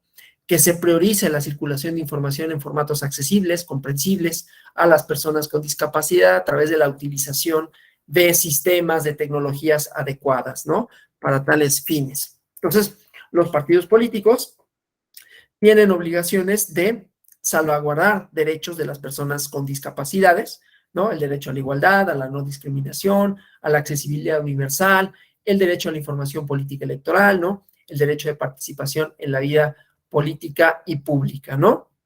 Entonces, bueno, eso digamos como algunos de los alcances de los derechos subjetivos públicos que se tutelan, ¿no? Estoy leyendo aquí algunas de los comentarios, ¿no? Bueno, voy a avanzar en la presentación, voy a volver a hacerla en grande. Estos son algunos de los contenidos, ¿no? Del SUBRAP 17/2016, al que ya nos habíamos referido el día de ayer, ¿no? Entonces, bueno, ya con la reforma de 2007, en donde se le da las facultades a la autoridad administrativa para los procedimientos sancionados especial y ordinario, eran tramitados y resueltos por el INE. ¿Qué pasa en 2014? Que se reforma, y es cuando entra justamente la sala regional especializada. Entonces, ya vamos a ver dentro del procedimiento que se modifica el mismo, ¿no? Voy a poner esto acá para que me...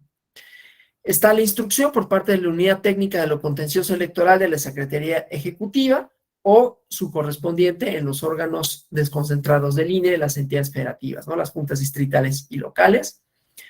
Y luego la resolución e imposición de sanciones por parte de la sala regional especializada y la sala superior. Aquí me estoy refiriendo a los procesos a nivel federal, ¿no?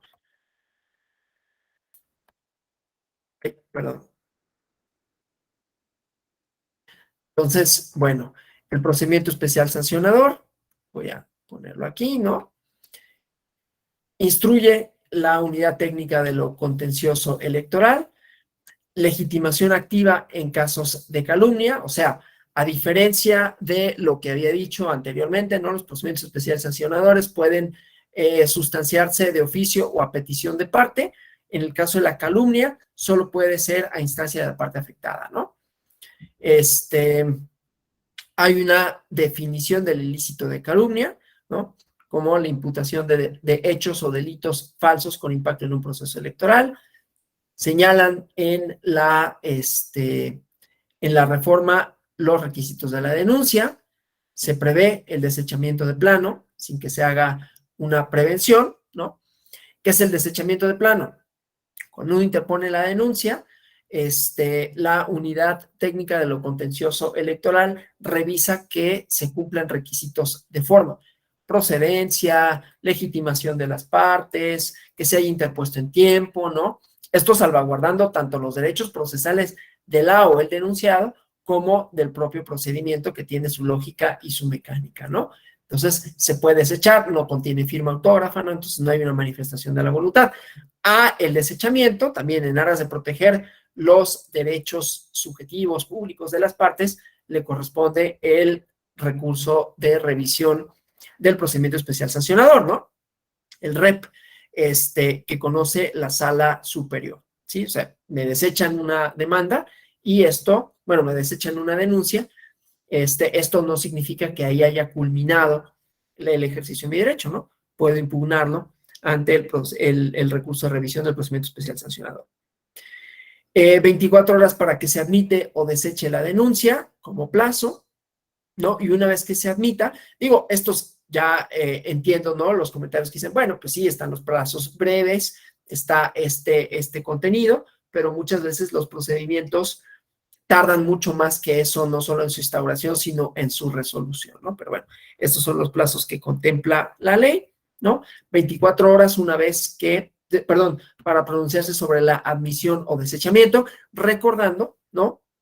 que cuando tenemos plazos así de 24 horas, se cuentan así, de manera no interrumpida, ¿no? O sea, si hubiera dicho de un día, entonces ahí podemos tener la cuestión de las horas hábiles e inhábiles, ¿no?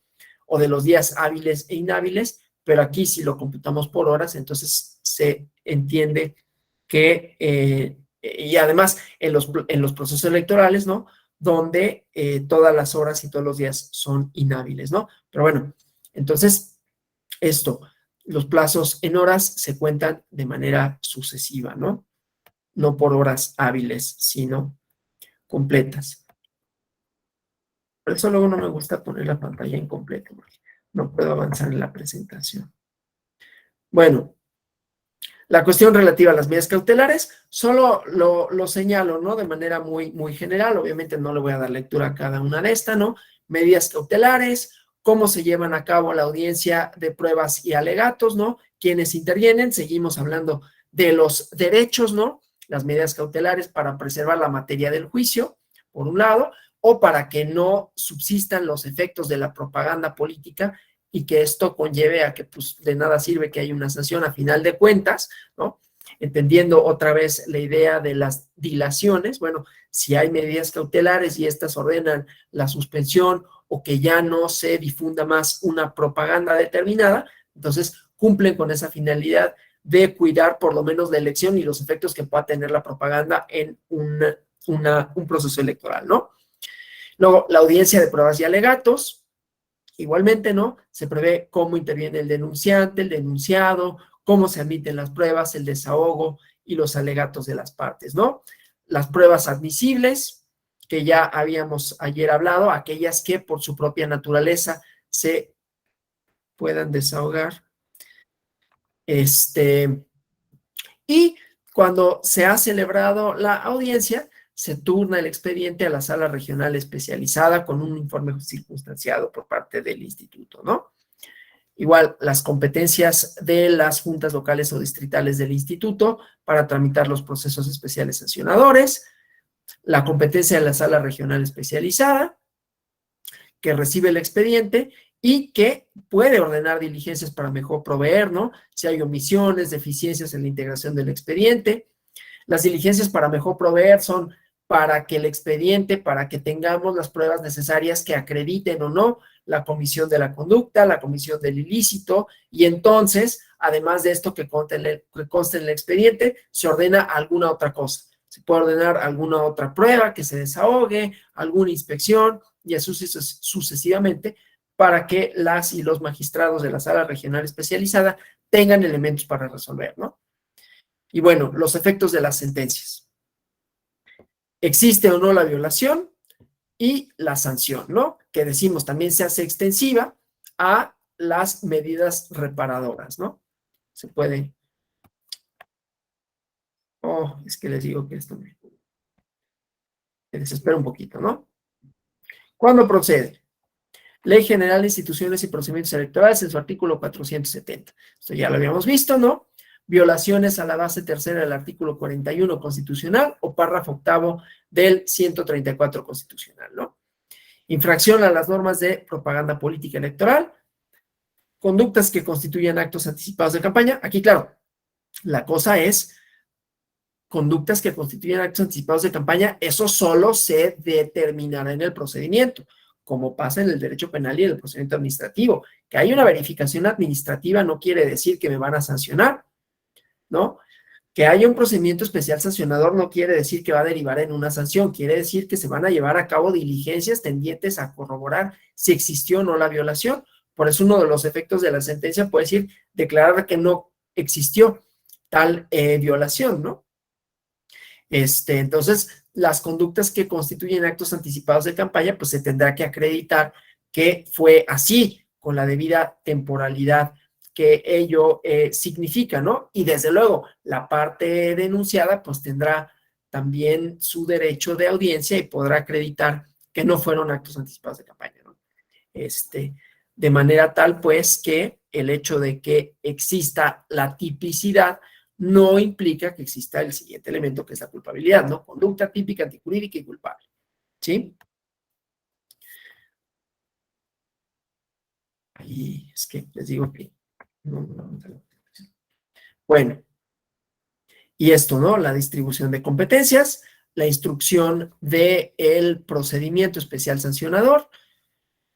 En cualquier momento, cuando se presenten denuncias o de oficio por hechos relacionados con violencia política contra las mujeres en razón de género.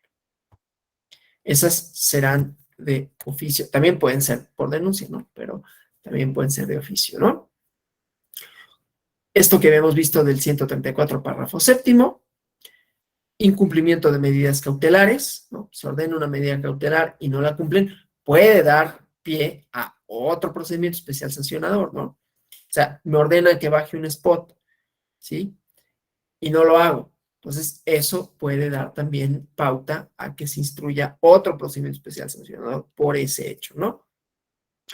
Faltas cometidas por aspirantes a una candidatura independiente durante el proceso de obtención de apoyo ciudadano, ¿no? Hacemos extensivo, por eso había dicho, las partes no son únicamente los partidos, las infracciones también pueden ser, en este caso, miren, ni siquiera es todavía una candidata o candidato independiente, ¿no? Sino un aspirante a, que como saben, pues tiene su propia mecánica, ¿no?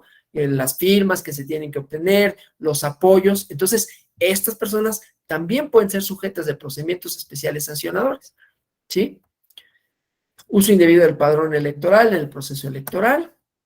Y estas, como ven, se han resuelto en sentencias, ¿no? Que es un poco lo que nos comentaba la compañera cuando se refería a la tipicidad, ¿no? Bueno, pues tiene que estar previsto. Sí, está previsto. Pero, por ejemplo, en el caso de los sujetos, ¿cuáles son los sujetos que pueden cometer la conducta? Pues es que depende de la conducta, no tanto del sujeto, pero la conducta está ahí prevista, ¿no? Es como lo que decíamos de las modalidades de comisión de los ilícitos o de los delitos, ¿no? Pues es que el elemento subjetivo puede ser un criterio. Hay delitos cometidos por los servidores públicos. Y aquí también, ¿no? Hay ilícitos, hay ilícitos cometidos por los servidores públicos. Es que me quiero regresar, pero luego no sé. El artículo 134 se refiere específicamente al uso de recursos públicos. ¿Quiénes pueden usar recursos públicos? Los servidores públicos. Yo no podría ser, por ejemplo, sujeto de, bueno, sí podría, de hecho, que soy servidor público, pero no tengo recursos, uso de recursos estrictamente hablando a mi cargo, ¿no? Pero bueno, si yo no fuera servidor público, ahorita no sé por qué se me patinó esa, pero quien no sea servidor público no puede cometer ese tipo de delitos, ¿no? Entonces hay elementos subjetivos que sí van a ser necesarios para acreditar la conducta, pero no necesariamente así. Entonces, sí se puede hacer extensiva la comisión de un ilícito a un sujeto. No se le está aplicando una tipicidad de manera indebida porque comete la conducta. Hay delitos, ustedes lo sabrán, como hay ilícitos que puede cometer cualquier persona independientemente de su carácter, ¿no?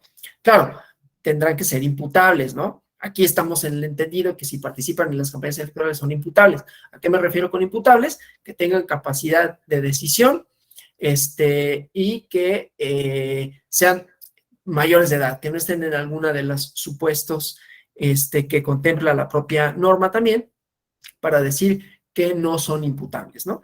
Bueno. Faltas cometidas, uso indebido del padrón electoral en el proceso electoral. Y estos, ¿no?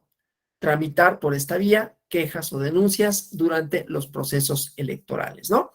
Que esto es importante, ¿no? Cuando determinamos la vía, porque aquí voy a traer también un poquito la cuestión de por qué la violencia política de género se sustancia en procedimientos especiales sancionadores, ¿no? Entonces, bueno, cuando se trataba de conductas que dieran lugar a procedimientos especiales sancionadores, hay otras conductas que se pueden sustanciar por esta vía que podrían ser materia de procedimientos ordinarios, ¿no? Cuando puedan incidir directa o indirectamente en el proceso electoral. Pero el procedimiento especial sancionador, al ser una tramitación abreviada que resuelve en menor tiempo, entonces se le da preferencia cuando se trate de denuncias que se presenten en los procesos electorales. Es decir, dentro de los procesos electorales serán los procedimientos sancionadores la vía idónea para tramitar las quejas o denuncias. Y esto también atiende, y esta tesis atiende a que si no se hacía explícito y entonces no tenemos como delimitada y clara la vía por la cual se va a conocer un procedimiento, eso por sí mismo es recurrible, ¿no? Decir, no, es que este hecho en concreto tendría que haberse tramitado por la vía ordinaria. ¿Qué pasa con eso? Que se retrotraería, o sea, los efectos serían, primero, determinar cuál es la vía ordinaria, lo cual ya sería sería complejo decir, bueno, es que esta conducta es ordinaria o no, sí, ¿por qué? Y además, en todo caso, y les digo, como motivo del recurso, sería válido decir, pues es que se tramitó por la vía no idónea y por lo tanto no puede surtir efectos la sanción que corresponda. Y entonces el efecto es retrotraer el procedimiento y que se siga por la vía que sí corresponde. Para evitar eso, ¿no? Que evitaría dilaciones, para evitar dilaciones, que provocaría dilaciones, que provocaría desde luego incerteza. Entonces es que dice, no, solo esta vía en tratándose de los procesos electorales, ¿no? Lo mismo sucede con la violencia política por razón de género. En cualquier tiempo que se cometa un acto de esta naturaleza, será el procedimiento especial sancionador. ¿Por qué? Justamente por lo mismo, porque imagínense que hubiera un criterio diferenciador que en algunos momentos fuera el ordinario y en algunos momentos fuera el especial sancionador. Eso podría llevar a equívocos por parte de la autoridad, por parte del denunciante y a incerteza, porque entonces, ¿cómo vamos a saber cuándo sí, cuándo no? Y aunque estuviera delimitado, entonces habría la posibilidad de abrir otro camino litigioso para decir, es que esta sanción se me impuso con una vía no idónea porque se siguió la vía especial cuando tendría que haberse seguido la vía ordinaria. Para evitar eso, entonces eso es una sola vía para este tipo de actos, ¿no?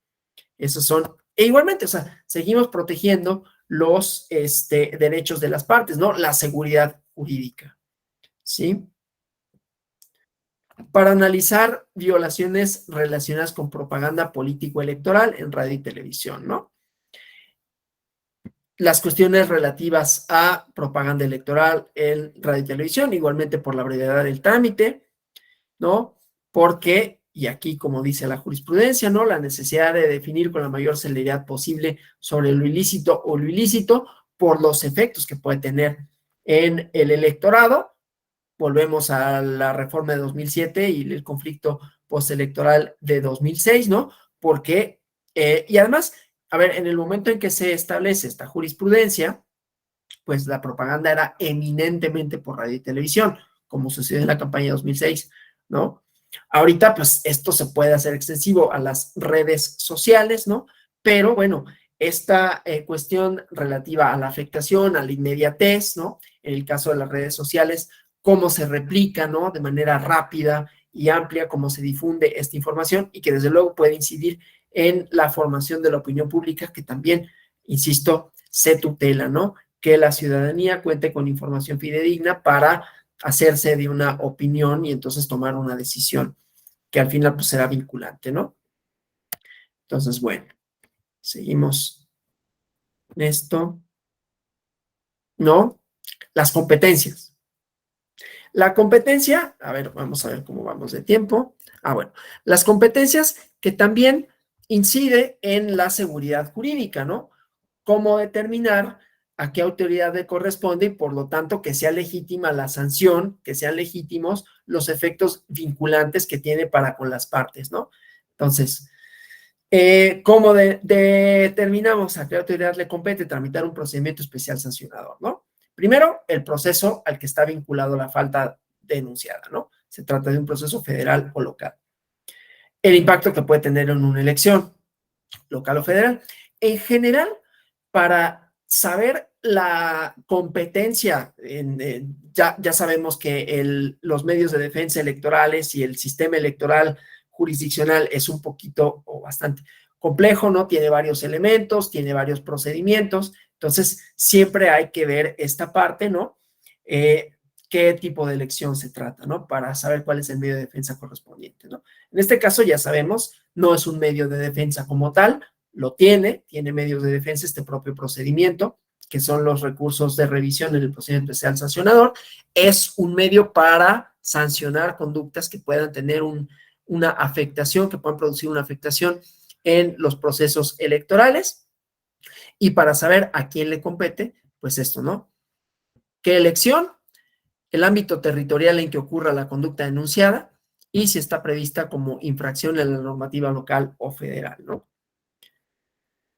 Igual, para distribuirlo, ¿no? Lo que decíamos, ¿no? Estos elementos, ¿no? Para no leer la jurisprudencia, yo les hago llegar estas presentaciones por medio del Departamento de Tecnologías y estos elementos que ya habíamos dicho, ¿no? Competentes las autoridades nacionales para instruir y resolver. Esta es la norma general. Hay casos, inclusive también de instancias locales, en donde después conoció la instancia federal, ¿no? Pero estas son las reglas generales, ¿no? Entonces, conductas de contratación y adquisición de tiempos de radio y televisión, infracciones a las pautas y tiempos otorgados a partidos y candidaturas independientes, difusión de radio y TV de propaganda calumniosa o gubernamental. Autoridades nacionales, ¿no? Con este cambio que hubo del Instituto Nacional Electoral de federal a nacional, ¿no? Igualmente, las autoridades locales, quejas y denuncias por propaganda en Internet, fíjense, ¿no?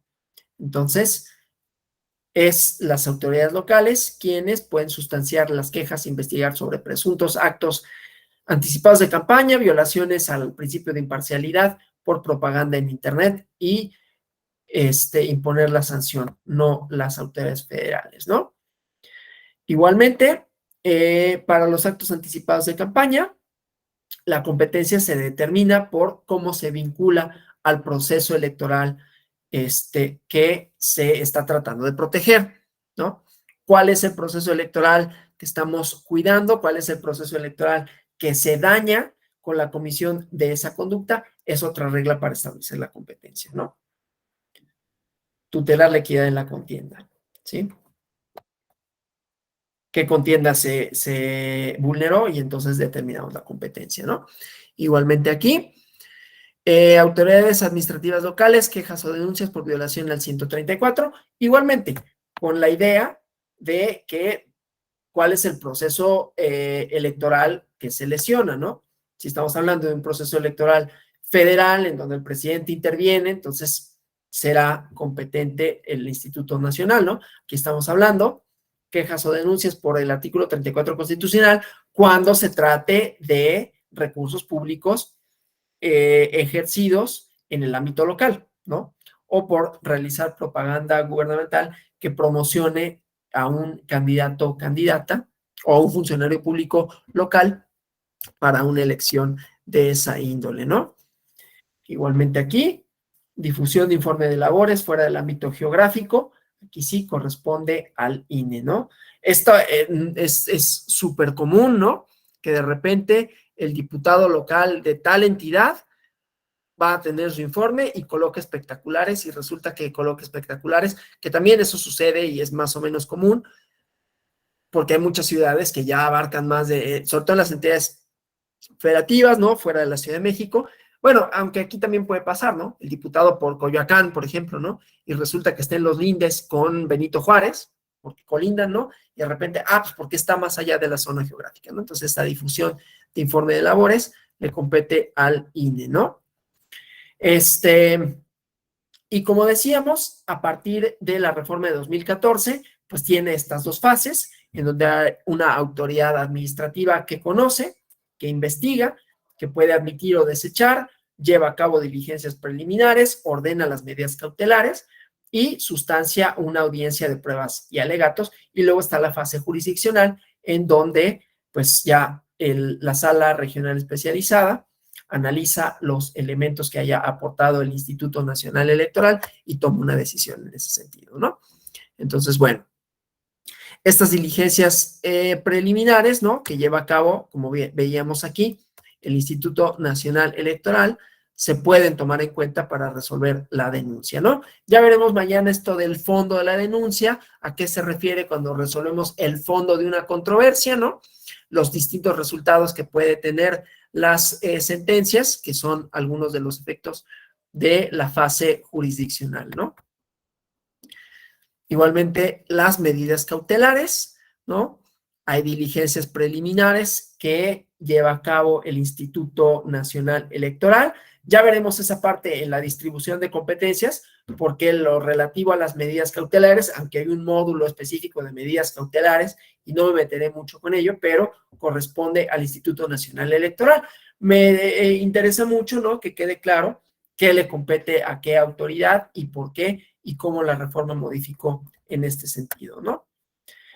Y después lo que decíamos, ¿no?, la audiencia de pruebas y alegatos y cómo se computan el plazo, ¿no? O sea, estos 48 horas previos a la celebración de la audiencia, pues se computan a partir de que me emplazan, ¿no? O sea, no son 48 horas a partir de que dicen ya está instaurado el procedimiento, sino que en respeto a la garantía de audiencia, las 48 horas es a partir de que se haga del conocimiento de la parte denunciada de que se instauró un procedimiento en su contra, ¿no? Y pues que pueda enderezar su debida defensa, ¿no? La importancia de los alegatos, tomarlos en cuenta por parte de la autoridad administrativa para resolver el procedimiento especial sancionador. Esta es una tesis previa a la reforma de 2014. Bueno, hasta aquí este módulo, ¿no? No sé si haya alguna pregunta hasta aquí, algún comentario que deseen formular. Sí, Cristian Velázquez, por favor. Hola Alonso, Hola, buenos ¿qué tal? días. Buenos días a todos. Si se me escucha es que mi internet también se colapsa si tengo mucho tiempo la cámara prendida. En este sentido, tengo una pregunta directamente para todos los compañeros que participamos. En el estado donde yo radico, pues igual en este proceso que pasó, nos dedicamos a interponer algunas quejas y denuncias. Derivado de ello, en los acuerdos de admisión de la autoridad instructora, en este caso, en algunos se reservaban la admisión para proveer mayores indicios. Y en ese mismo sentido, también se reservaban emitir las medidas cautelares. Entonces, pasaban cierto término, 10 días, 15 días, 20 días, 30 días, y nos íbamos al recurso de apelación. Y el Tribunal Electoral ordenaba que se pronunciaran en su defecto, sobre la admisión y sobre las medidas cautelares.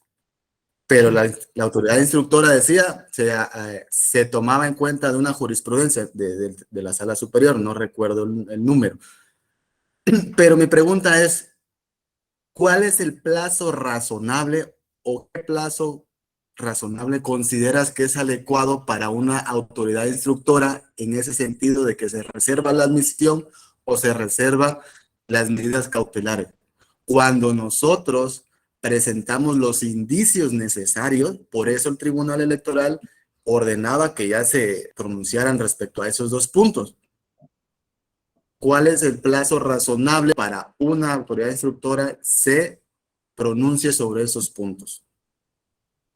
Esa es la pregunta. Desgraciadamente no tengo una respuesta cierta, que yo dijera, bueno, 2 semanas, porque si volvemos a la cuestión del derecho penal, ¿no? Sabrán ustedes que en las fiscalías, ¿no?, puede haber denuncias que tengan una serie de efectos. Una, que se reserve justamente porque no hay pruebas suficientes para proceder, para ejercer, lo cual no quiere decir que no se vaya a ejercitar en su debido momento la acción penal cuando existan estos elementos. Otra, que habiendo los elementos, entonces se instaure el procedimiento respectivo y entonces se vaya ante un juez para consignar y radicar la demanda, pero pues mucho depende, obviamente, de los indicios. Aquí lo que pasa es que yo no me puedo pronunciar con relación a esto porque pues son autoridades jurisdiccionales que con sus competencias, o sea, yo sé que ustedes quieren una respuesta cierta que yo diga tal, pero la verdad es que una, no conozco el caso específico y dos, pues yo no soy autoridad jurisdiccional. Exacto, ¿no? O sea, depende de las pruebas que se hayan aportado, depende del procedimiento específico y entonces, desgraciadamente, al no conocerlo, no podría pronunciarme y tampoco tendría los elementos para hacerlo, digamos, ¿no? Porque, a ver, Yo no sé si esto, por ejemplo, pueda llegar a la sala superior y que la sala superior pueda tomar una decisión en ese sentido, que define un plazo con relación a ciertos criterios jurisprudenciales, de los cuales pues yo definitivamente no podría pronunciarme, ¿no? Entonces, pues bueno, perdón que la respuesta quede así como bastante trunca. Si me lo permites, doy un ejemplo. En este caso, la participación de presidentes municipales en actos proselitismos, en días hábiles. Se solicitó las certificaciones a través de los consejos distritales y eso se aportó. Y el Consejo General de la Autoridad Instructora dijo, sí hay certificaciones de las publicaciones a través de las redes sociales, pero necesito un plazo razonable para poder generar más indicios. Entonces, las certificaciones de sus órganos desconcentrados no generan esos indicios por tener la facultad de certificación. No sé, es que otra vez, esa es una cuestión que se resolvería en un procedimiento o en un recurso, ¿no? O sea, ahí lo único que yo le podría decir es, pues, tendría que agotarse la vía jurisdiccional correspondiente y obtener una respuesta cierta en ese sentido, ¿no? Que yo no la tengo, desde luego. No sé si haya alguna otra pregunta, comentario. Bueno, entonces nos vemos el día de mañana. Vamos a platicar un poquito de la reforma de 2014, en donde hubo esta distribución de competencias, para propiamente entrar al tema de qué le compete hacer a cada una de estas autoridades. Yo les agradezco por su asistencia, por sus participaciones y hasta mañana. Una cosa, en el programa, esto es una respuesta a una cuestión que me comentaron el día de ayer. El programa que les mandaron, hay dos documentos, hay un archivo de Word y hay un archivo de PDF, en donde hay una distribución de las materias, de sus contenidos y de los profesores que damos los módulos.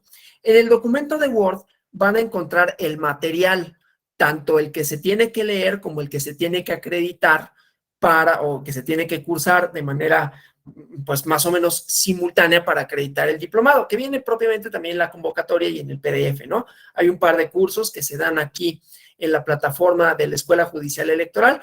Uno es de medios de defensa y el otro ahorita desconozco el nombre, ¿no? Que se tiene que cursar en línea para poder acreditar el diplomado, así como la entrega de un ensayo. Y en el documento de Word encuentran también el material de apoyo complementario y ¿cómo se llama? Para profundizar, digamos, en los temas. Pero ahí hay una distribución de la carga de materias que no corresponde con el documento PDF. Es decir, yo vengo, aparezco como titular de otras materias. Ahí viene ponente habitual. Lo que hacemos es que normalmente es la clase que tenemos asignada, pero en los diplomados, en cada una de las convocatorias, esto puede ser otro, digamos, ¿no? O sea, puede ser otro el orden. Pero por eso en el documento de Word dice ponente habitual, lo cual no quiere decir que es el ponente que necesariamente es, depende de cada una de las convocatorias, ¿no? Esto nada más para evitar confusiones.